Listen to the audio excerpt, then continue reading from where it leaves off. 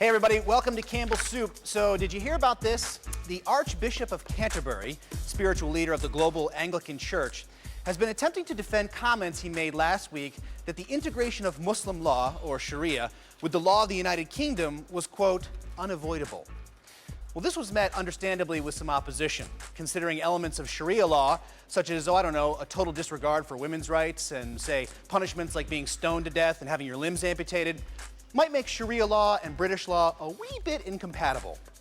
Over the years, British authorities have often used the argument that Muslim immigrants come from oppressive countries and therefore have to be admitted as refugees. But if what many of these 2 million refugees are doing in their adopted country is demanding the same kind of system they supposedly escaped from, they're not refugees seeking freedom, but rather economic opportunists who end up depriving Brits of their freedom. Britain had better rethink this outlook, because a nation can't remain a world power when its #1 import is oppression.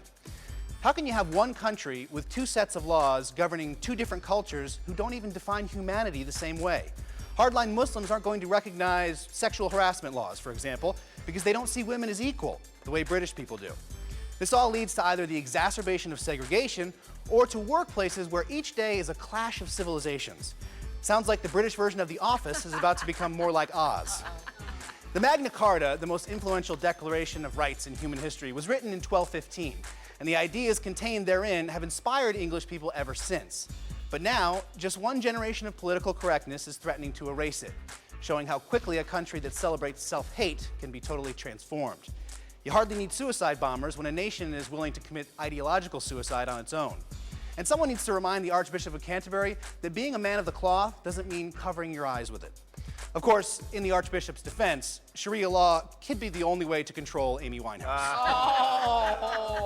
That's my soup for the day. Now back to the desk.